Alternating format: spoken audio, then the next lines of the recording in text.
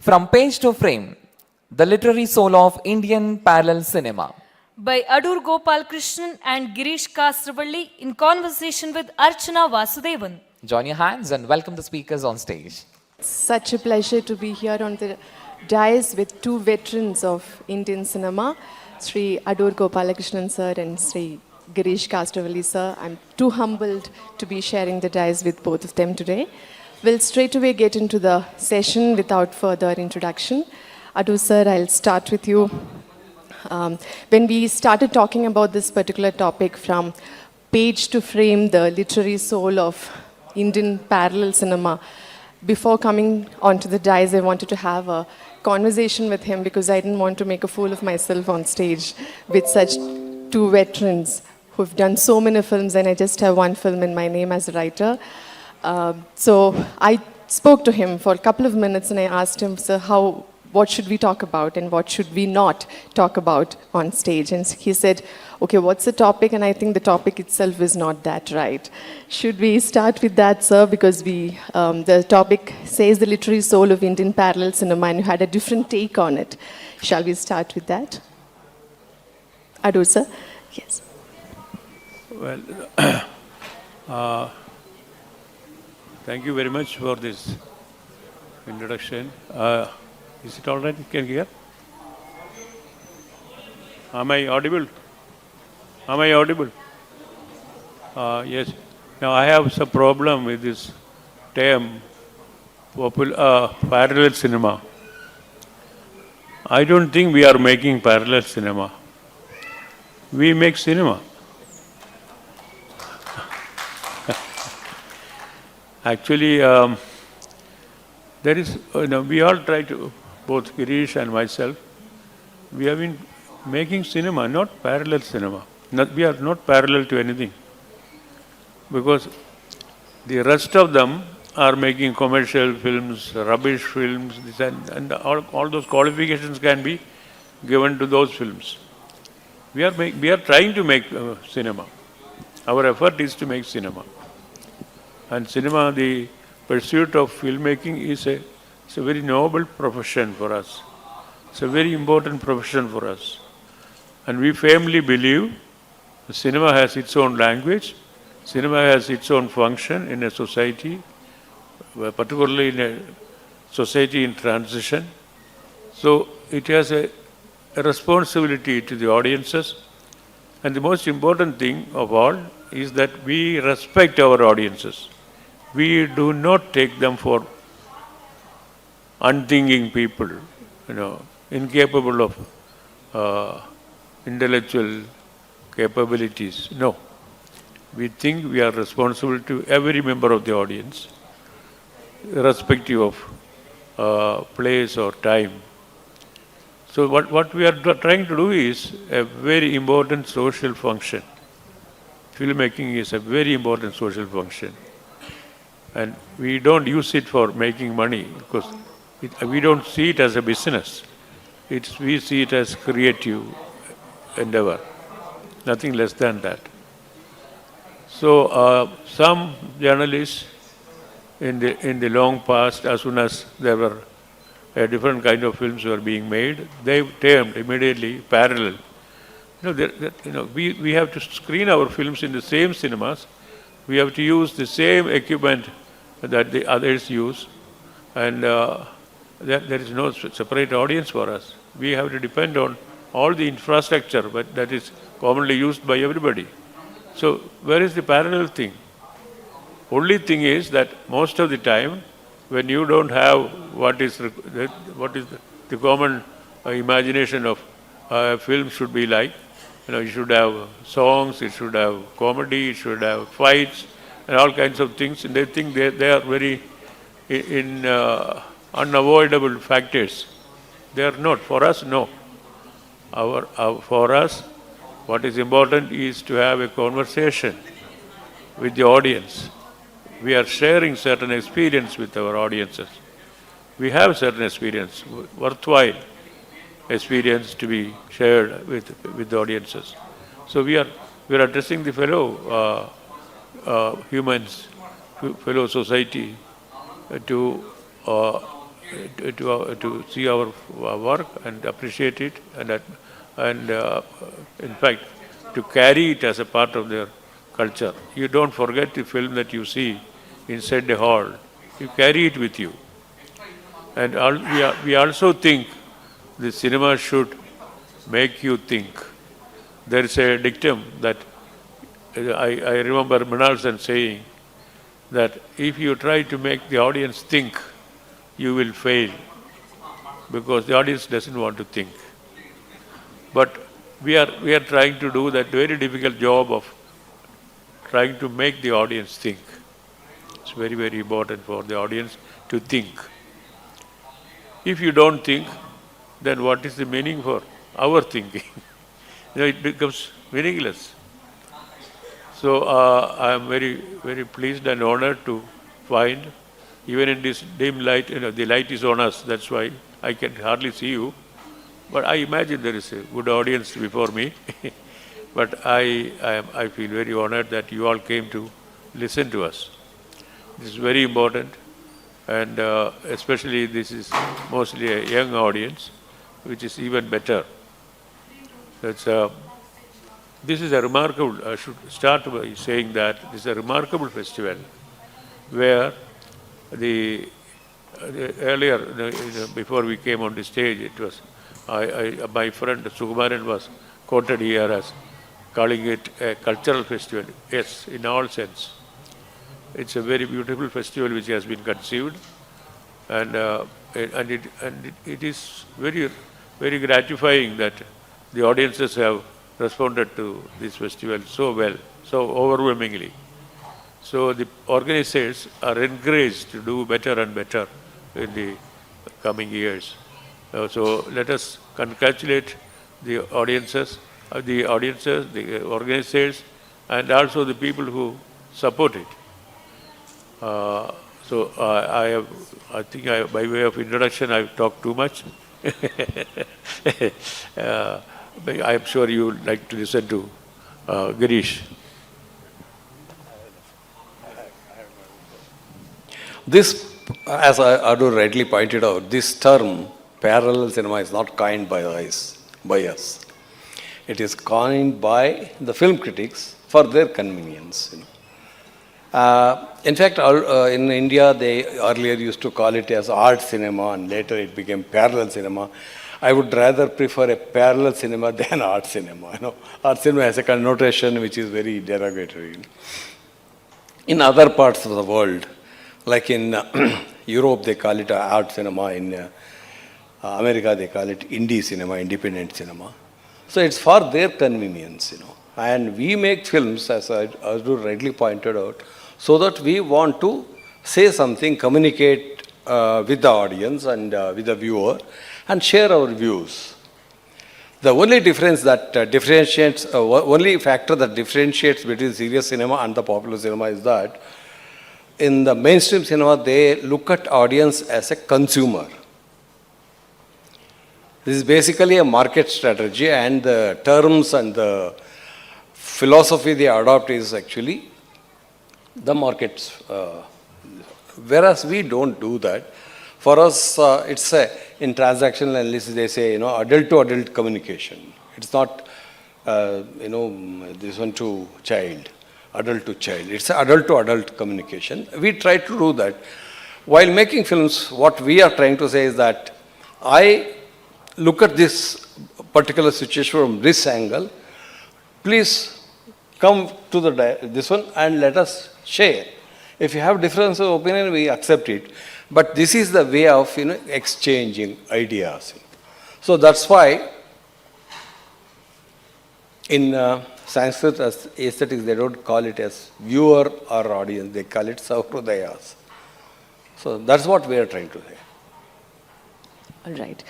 So, Girish sir, you made a wonderful documentary on Adoor sir, Images or Reflections. I'm sure most of you would have watched it. I have a question related to that, because I think it was the critique Sri Venkateswaran sir who made a point about his films, that creative process begins with experience. That's the statement. If you believe so, how does your personal experience shape the stories you choose to tell? See, when we use this term experience, we would like to want you to quantify it. So experience, do you mean to say we only those experiences which have undergone to be included? No. We also read, we also listen to other people's stories, and then we start imagining certain things. That way, that becomes our experience. Sometimes things that is not in the realm of my experience, still I imbibe it because I listen to their stories and I talk to them, I gather information and collect information. Then, by our own imagination, we create that expression. So that's why when people say only that, those experiences which has come on my way will give me material for my film, I don't agree with that. We also collect information, we read paper, we read, we through discussion or sometimes through these things, we gather a lot of information. That becomes the source for our film, you see. Right. Adoor sir, if, just a follow-up question to that, if creativity starts with experience, if you believe so, does that mean every film begins with a certain memory?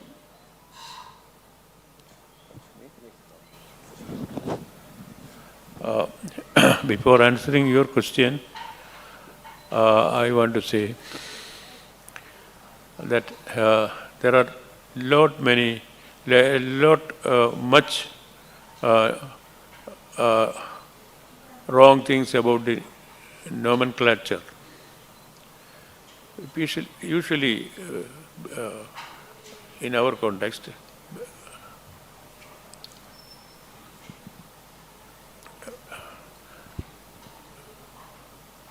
we are called directors.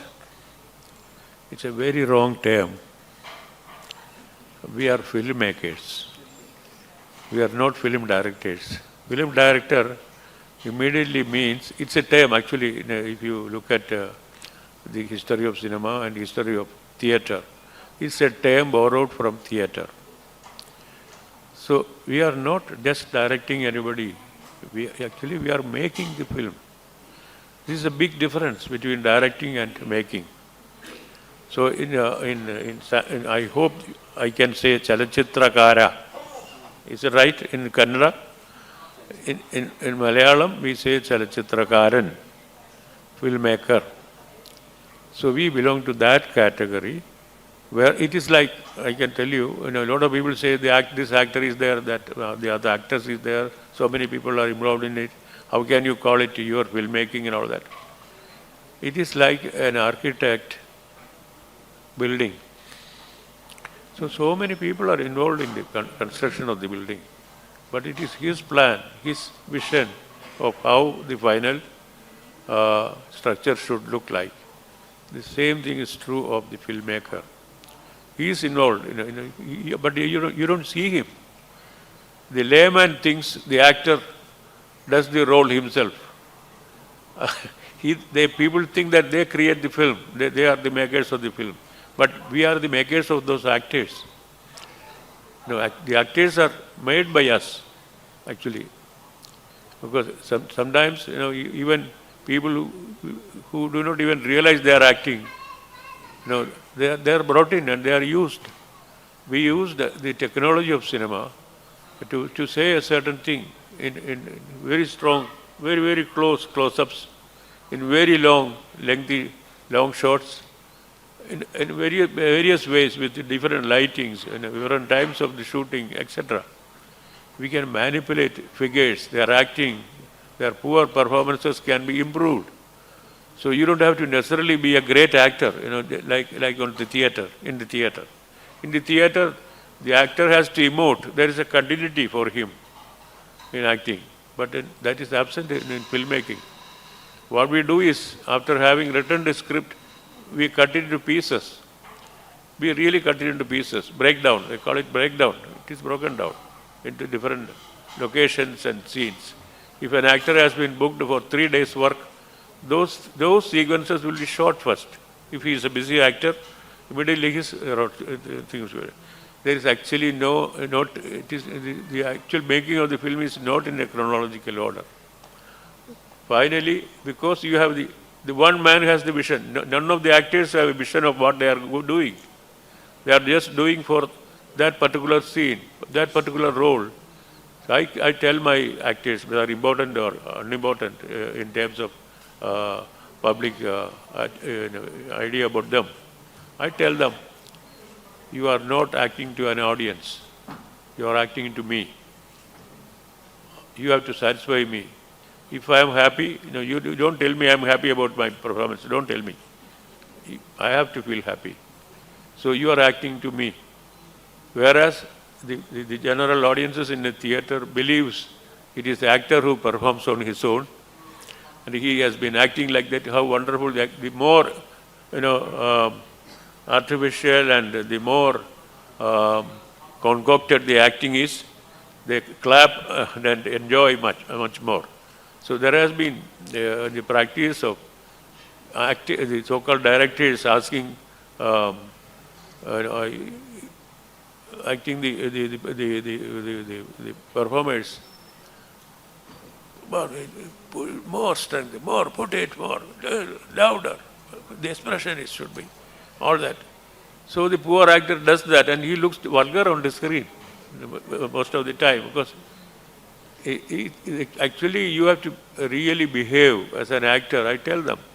And many of them are very talented people, no doubt about it. I have worked with real stars and also very unknown people.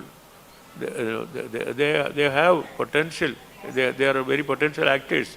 But then we don't require their performances. We don't even want their interpretations of the role. All that they can do on the theatre, not in cinema, not in the kind of films we are making. Because that's why I keep telling my audiences are always misinformed. They have to be told from time and again that the films are made, the acting for films. I have even written a long article, long back I wrote an article called The Limits of Acting. How the acting is, the idea of performance is transferred to the people. It is being shown to the people, how it is done. So the actor cannot, as you know, the actor cannot act for a close-up. He cannot act for a long shot, He can just perform, that's all. So overacting is normally taken for great acting. Any number of examples are there. Of course, they are all in bad films, so they don't count. So you won't see that in our films. Nobody will overact because we don't let them act like that. So we are just filmmakers. We are not parallel filmmakers. We are filmmakers. We are making cinema. Thank you. Okay. So I remember KPSC Lalita ma'am talking about this particular aspect in your documentary, Girish sir. She was saying that I had no idea what I was doing. Every time Adoor sir directed me or told me, this is the dialogue, this is what you need to do. You don't have to know the story. I have the story, so just believe in me. So while I was listening to Adoor sir, that reminded me how she was emotional when she was talking about that and how she believed the filmmaker and not the script per se. Another question to you, Girish sir. You have, both of you, have often been called as artists who responded to your time, like socially, politically, culturally. Was that a natural process? Anybody, I mean, both of you, I think it's the same with both your films. It's not clear? Okay. And my question is, both of you as filmmakers, you've always been called as filmmakers who responded to their time, socially, politically, culturally, in every way. Was that a natural process or was that a choice? Well, let me make one thing clear. No film or no human activity is science politics. Whether we sit here or whether sit there, it's a choice and we have made the choice, and that itself is a political action. So if somebody says this film has a political connotation. This doesn't. I don't agree with that all. It is either pro status quo or it questions status quo. So you are on this side of the fence or that side of the fence. You cannot be neutral in art. You cannot be neutral in literature. There's nothing called neutral literature. There's nothing called neutral cinema at all. Having said that, we need to see what happens very many times, when we talk about cinema, what we analyze is only the content, the plot. Plot is not cinema. Plot is not cinema. Cinema is the vision. Through plot is only a means to drive home the vision of the filmmaker. And if at all we need to analyze the film, understand the film, we need to finally understand what is he trying to say, what is his world vision. And that makes him, whether he's pro status quo or against the establishment. For me, that is more important. But unfortunately, in Indian art analysis, they give a lot of importance only to the plot. Whether it is theater, reviewing of a play or reviewing of a film, they often say, this is what happens in the film. I tell you a small example, the way how I made a film in 1990 called MAHE, The Dwelling. When it was released here, people said, here in the critics wrote, Rajanna and Geeta leaves the village and comes to a city to make their living. And that's how the film, the review continues. But it was reviewed in village voice. He said, there was a cart in a house. It doesn't start with this. Who are these characters? What is the significance? The detail, they pick up the details and from there they look at the narrative. So for us, the way how we understand, we try to negotiate with the film is quite different. So that's why I keep saying, your question, there's nothing called, apolitical. Everything is political. And that's why when I wrote this, last year I wrote a book about my films on the lines of, images and this one which I made. I talk about my own journey. There I use the word Rajakiyate, politics. Because in cinema, the politics of imaging is very important. Politics of image is important. It's not the content. It's not the plot. It's the content as manifested in the image of politics and politics of image and politics of imaging. So we need to understand that to make the position of filmmaker's position. Also, pick up from there. Actually, our commercial cinema particularly, that is what everybody is seeing and that is what they get to see. They don't let you see anything. They always tell you things. People are listening to what the characters are talking. Even for characterization to show that so and so is a bad character.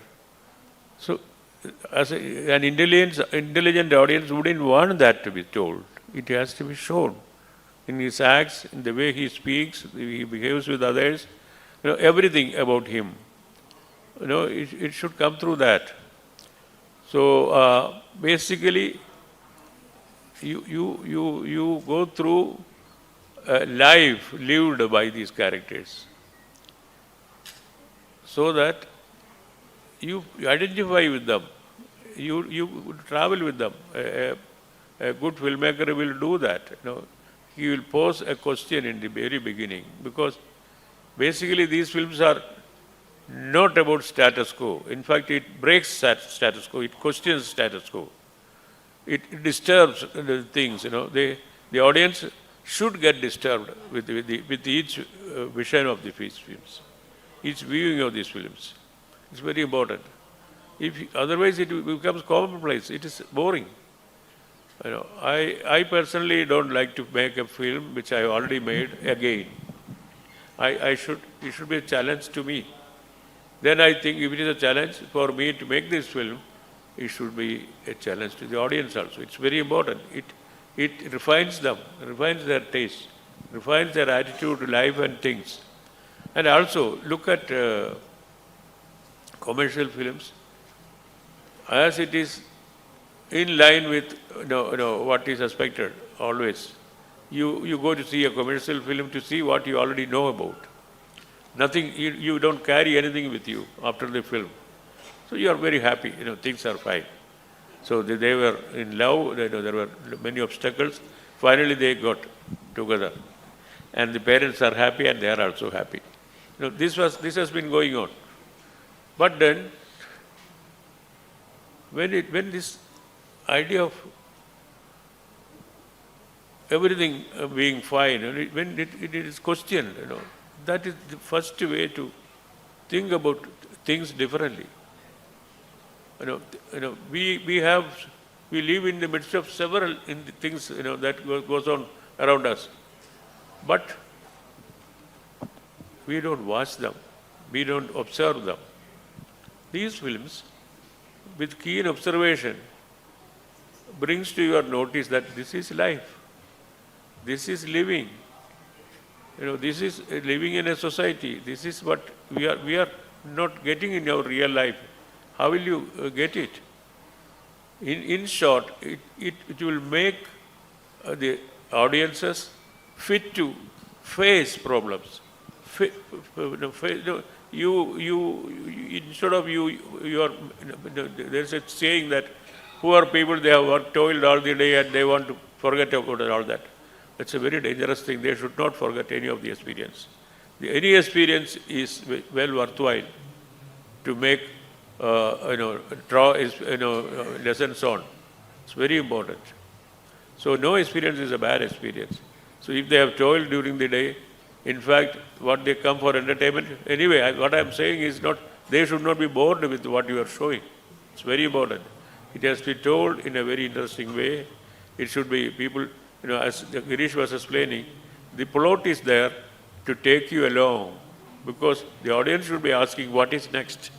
What is going to happen to the people on the screen? Finally, how is going to end? This interest in their life and what they do makes the film going, makes the experience worthwhile. So that is in order. Okay. Let me add one more thing.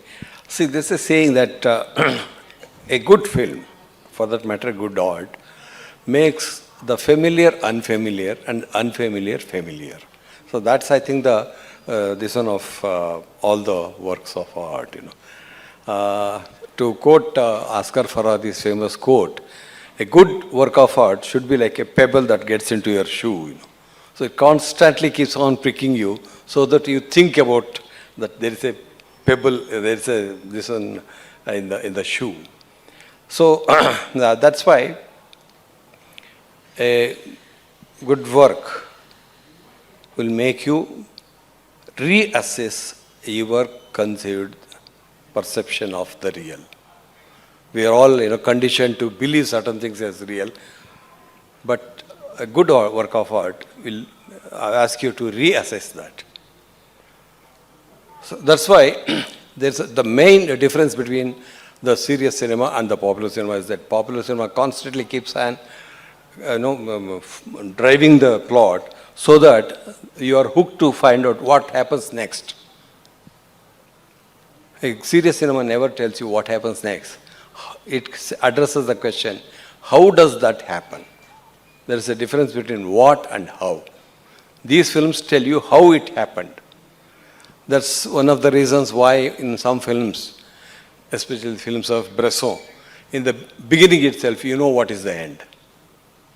So you are no longer, pulled by the narrative. You already know the character is going to commit suicide in the end. Why did she commit suicide?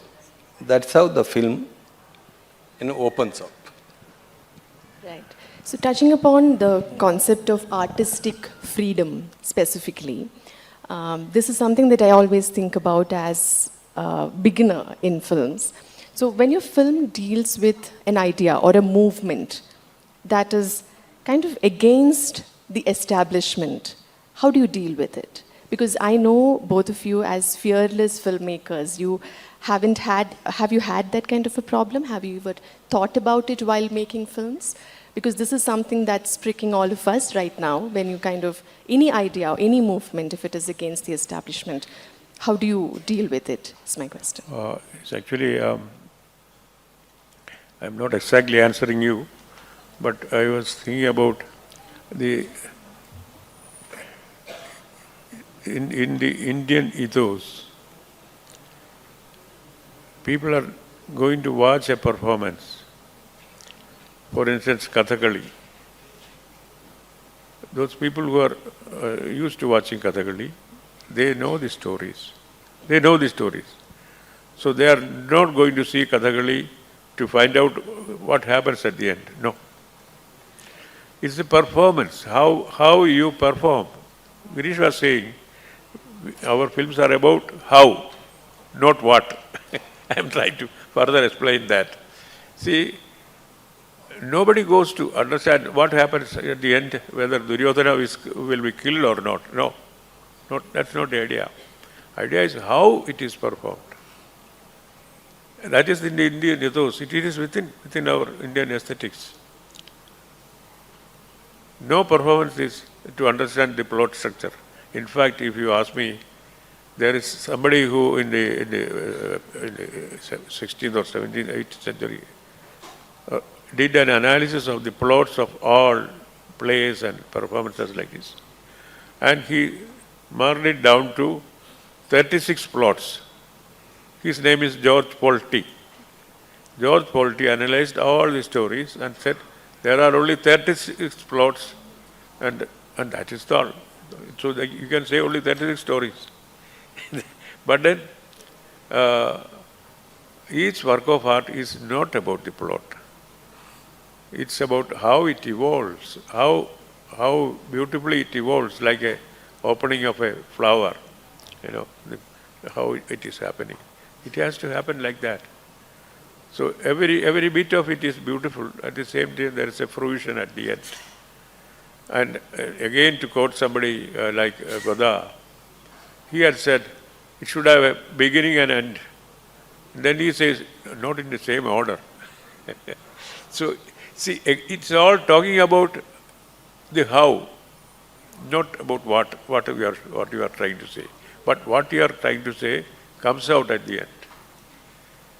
That is ultimately, conveyed like that in newer ways, in more and more original ways. You are presenting it. That's how it happens. Okay. Girish sir, do you want to add on to what he said or what I asked? When you question the establishment, you are bound to get kind of, they're going to hit you back. When you have an establishment which is slightly friendly, which thinks the artist's right is to question, artist's right is not to endorse the views of the establishment, then they accept it. If an establishment thinks the audience job is to popularize the notions or the decision of the government or of the establishment, and if you question that, then you are into some problem. So in 1987, I made a film called Tabarana Kathe, which is about a class 4 employee not getting his pension. And that year, that particular year, the film won the Golden Lotus. In the end, the main character, protagonist, gets the pension, but the establishment wants him to contribute to the 25th year of independence. So he gets so enraged, he says, keep the whole money, I don't need the money. And then he says, you idiots, you don't know how to run the country, and walks away. Imagine if I made that film today, it would have been banned. That year, what happened? Somebody went to Venkatraman, who was the president at the time, and he said, "It's a very beautiful film, you must watch it." So invited all the team members. The film was screened in Rashtrapati Bhavan and they invited all of us. He was very happily greeted all of us and came and sat, and he asked me to sit next to him, and then I was really enjoying it. But I was just noticing his face because I knew this is going to come in the end. And he got so red in his face and stood up, and without wishing anything, he walked away. Just imagine, today, immediately I would have been put in the jail. That's the difference. Adoor sir, this reminds me of your film Mukhamukham, which created such ripples, right, in Kerala. So do you want to add anything to what Girish sir said? No, actually, Mukhamukham is a very complex work. And the politicians and the politicized people have a habit of asking whether it is in favor or not. So there was a pre-publicity before the film was released, and said that Adoor is making a film against the Communist Party, which it was not. Now, actually, the film had this very strange, destiny, that within India it was known as anti-communist, and when it was shown abroad, it was seen as a communist film. So the film remains the same. It is the way you look at it, and also it's a complex film. I don't blame them. It's easy definitions are not possible. No, you cannot say this is this way, that way. No, you cannot say that, because I was making an effort to make a film where even when you have seen the whole film, you don't know the person. Normally, the regular concept about storytelling is that you get the feeling of having known somebody very closely. But this here, the Sridharan, the character of this film,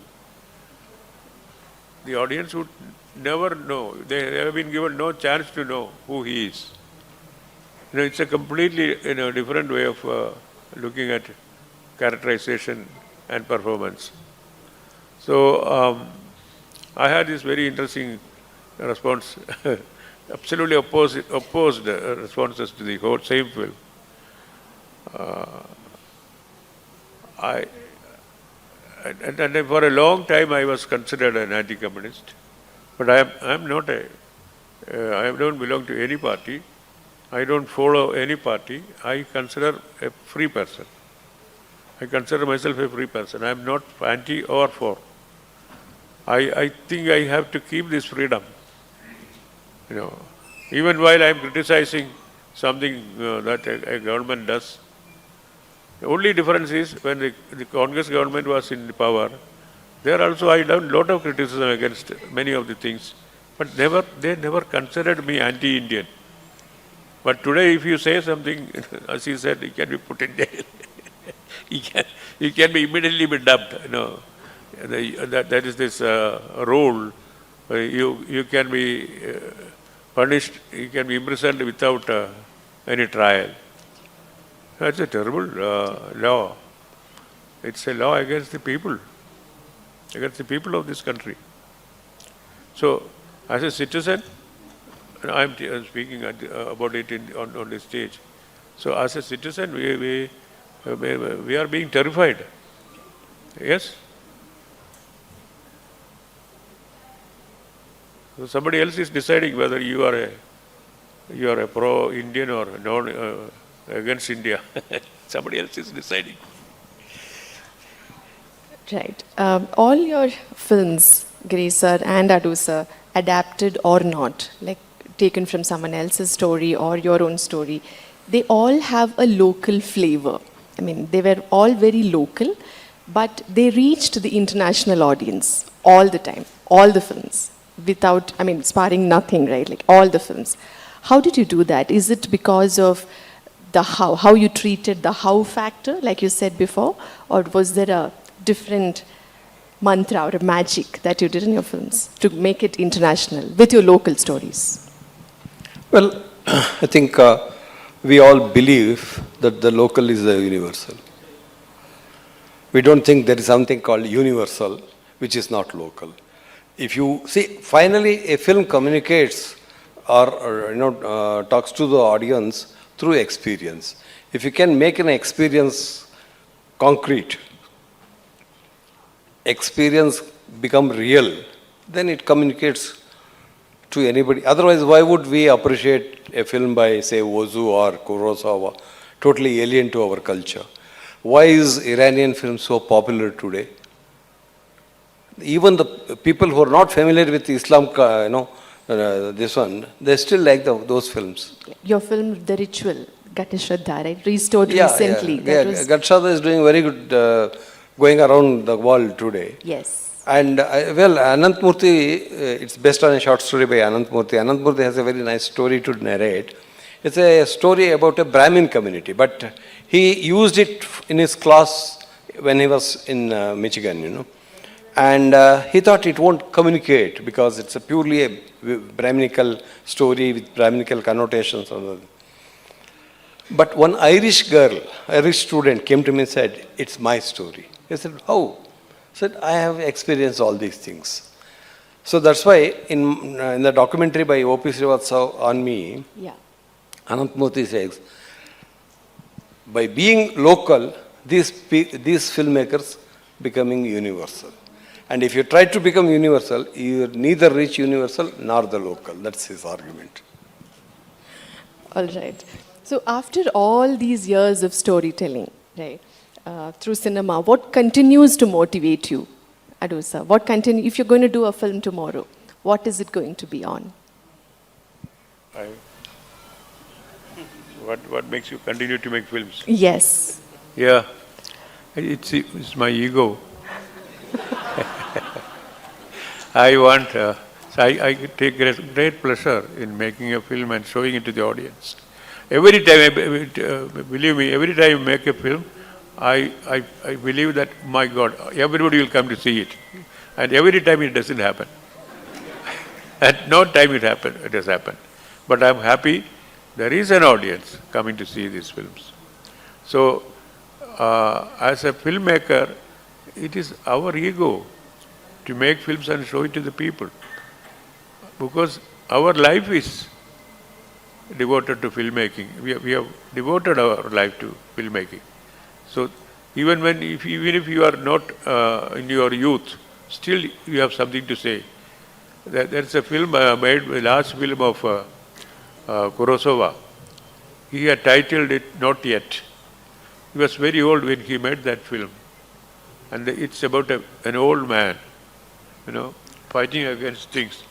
And as a school teacher also, I forget the storyline, but it says not yet. Another mother die. It's a great film. So, for even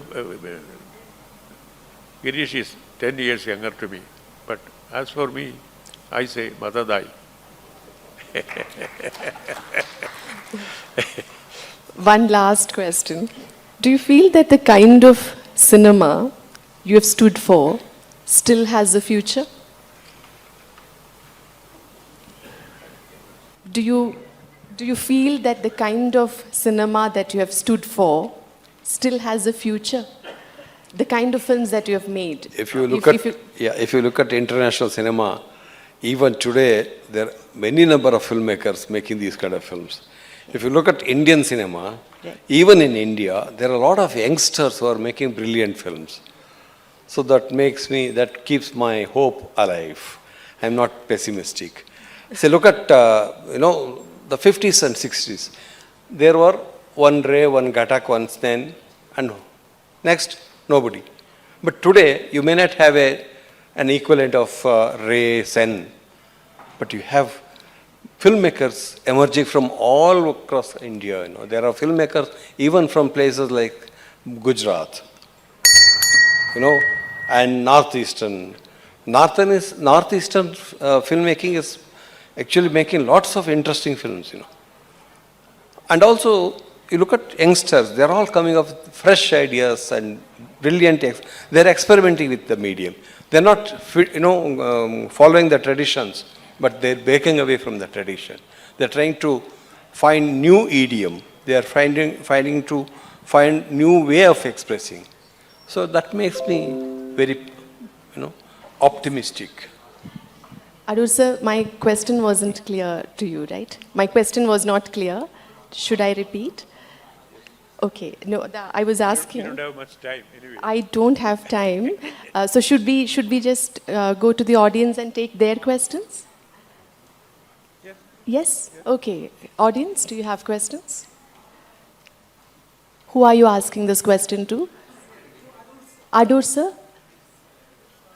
So my question is, post-COVID, especially after COVID, Indian film, especially the South Indian films, have gone through ideological shifts. We can see different directors have bringing in different genres there. So, but when it comes to recognition of these films, especially state-sponsored recognition, we have been seeing some kind of politics that is being involved here. So, do you think that is problematic? Like, what is your take on this paradigm shift, this ideological shift, or the recent changes that Indian cinema has undergone, according to you? I don't see any ideological shift in Indian cinema. I don't see. Only thing is, see, the cinema, filmmaking has become now very accessible. With the change in technology, they are dimming out lights. We are going to be into the dark now. So, with the change of technology, everybody thinks he can make a film. Because they think it is necessary to understand this language of cinema. That is a problem. Just as Girish was saying, there are a few young people who are trying to do things differently. I agree. And they are the hope, no doubt about it. But you look at the scene as a whole, it's not very encouraging. I'm sorry to say that. But then, in the past also, you cannot see, there was nothing like everybody was making the same kind of films. We had, when I started making films, there was a lot of struggle to get these films shown and to have an audience, etc. Even today, we are doing the same struggle, believe me. Nothing has changed in that sense. Earlier, there were people, many people believed that, they had very set ideas about what a film should be like. Today, in Kerala particularly, we have been insisting that the idea of cinema should be taught to the students. There should be some initiation done at the very low, at the basic level. But unfortunately, what happened was, the people who were, there were texts also, some reference to texts. There have been no detailed things about scripts and about film, etc. There were class texts introduced. Now we cannot anymore sit on the stage now. So I take the notice and we will wind up. So. Yeah, I think that was supposed to be the last question. You referred Tabaranakate incident in previous. So if those kind of films need to be restored today by NFI, will they pick because of its theme in current scenario? Thank you. NFDC has a scheme, NFA has a scheme of restoring all the important Indian films. And we have given a list, a big list. I have given a list from Kannada films and somebody else has given a list from Malayalam, like from.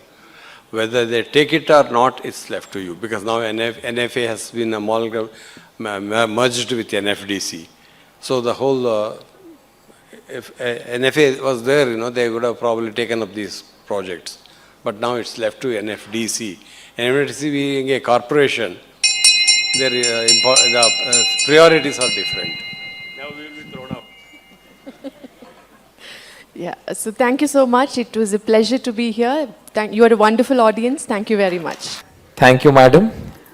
That was the session presented by Kambada Kone Raitara Seva Sahakari Sangha Limited, Opunda.